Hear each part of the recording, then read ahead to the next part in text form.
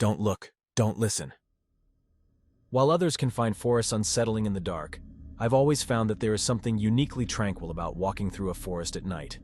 There would be no one but me and the sound of the wind through the trees, the rustling of small animals through the leaf litter, and the sound of the forest floor crunching beneath my boots. I had decided to take a walk through the woods of my hometown. I always did this when life got too much, and today I needed to clear my head. Peace and quiet, I said to myself as I began the hour or so walk I had taken countless times before. The walk ended at a beautiful lake that I used to play around in when I was a child. That's where I had to be, where I needed to be. The lake always had a way of making me feel great nostalgia for a past life I wished I could back to, a life I would never forget. The moonlight lit most of my trail, and for a while I had no need for my torch. The forest made its familiar sounds. What I wasn't expecting was a low grumble of thunder in the distance. Oh no, please don't rain. I wasn't dressed properly for a storm, but nothing was going to stop me from my destination. I continued. I knew the woods like the back of my hand. Every tree, every rock, was like a navigation tool for me. The lake wasn't far, maybe half an hour or so away, and that's when I heard something that caught me off guard. A laugh. I'm sure it was. It was faint and clearly off in the distance. It was a woman's laugh. Not a maniacal laugh, but a playful giggle. This was enough to make me feel somewhat uneasy. However, I told myself that it must have just been a sound of the forest or some sort of animal, and I continued on. I made it to the lake and found a place to sit. The moonlight bounced off the water, illumining the whole lake. I grabbed a stick and moved it through the lake, listening to the sound of the water gently ripple. I sat there for a long time and had completely forgotten about the giggle I heard earlier. I didn't want to leave, but the hour was growing late, and I thought it was about time I get back. So I stood myself up, and then I gasped. Across the lake there was a woman. She caught me by surprise. Why was she out here this late? I noticed that, strangely, she was naked.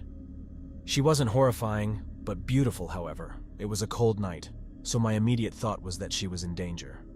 "Hello, are you all right?" She didn't respond, just stood there looking at me and smiling.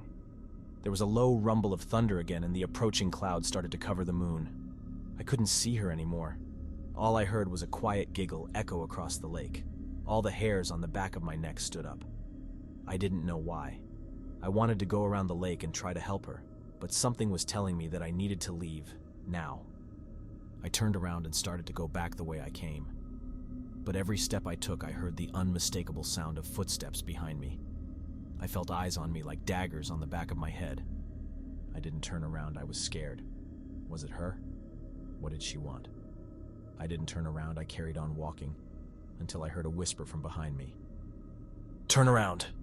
I jumped out of my skin and quickly turned around to find her behind me, standing with her arms straight down by her side, like a soldier standing to attention. I turned on my torch and pointed it at her. There was something not right. Her teeth were black, and her eyes, they had no iris, just two white eyes with a pair of tiny pupils.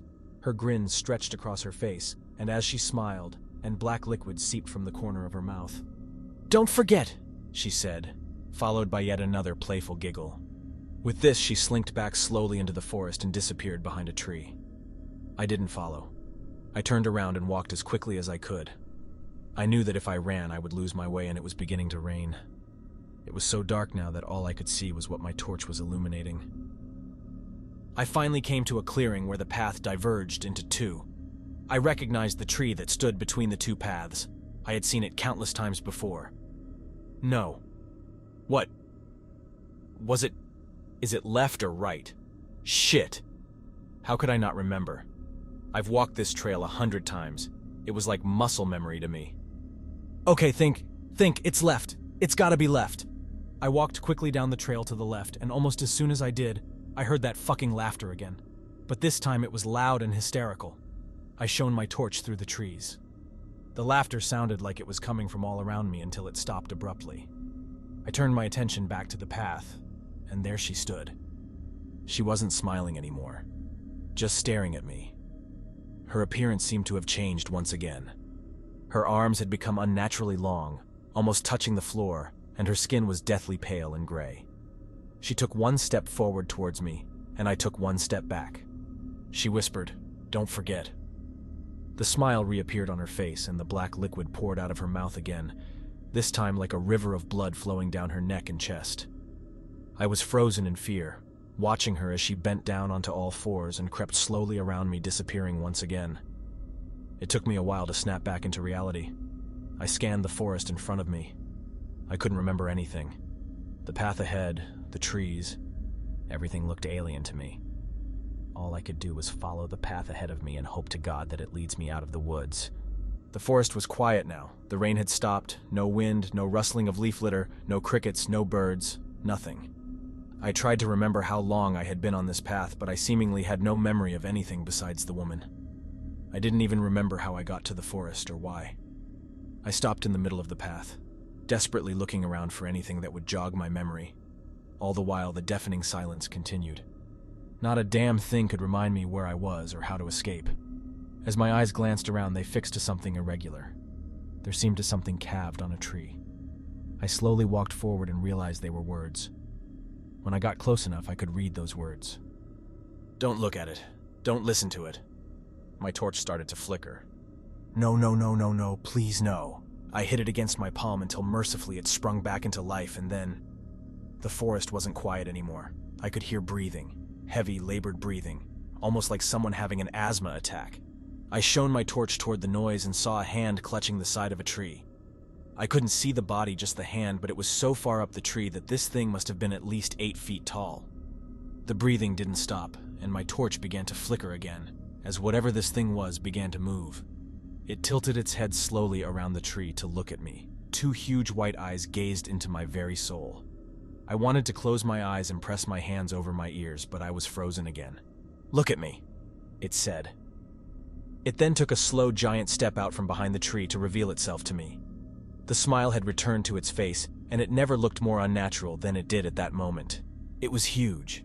It was even taller than I thought, almost as big as the trees it moved through. Its arms were long and bony, and its spine was twisted and contorted. It struggled as it moved slowly towards me, as if its body was being controlled like a puppet. It then stopped in front of me and slowly bent down to walk on all fours, its body clicking and snapping as it did. "Listen," it said. It was inhaling its words as it spoke, as if it was gasping for air. Its smile stretched further across its emaciated gray face, and its cold white eyes didn't blink. As if nothing could get any worse at that point. My torch gave in and died. I was in complete darkness. I couldn't see a thing. I could hear it getting closer as my legs began to tremble and give way. I fell to my knees. The air smelt more and more like decaying flesh the closer it got to me, and the sound of breaking bones as it moved itself across the floor was getting louder and louder until I could feel its breath on my face. I closed my eyes as tears started to roll down my cheeks. I braced myself for the end, and then I felt a cold hand brush my cheek, wiping away the tears from my face. "Goodbye," it said, and all the sounds were gone once again. That was the last I saw of it. I'm still here. I don't remember my name. I don't know this place. Why am I here? How to get out? I don't remember.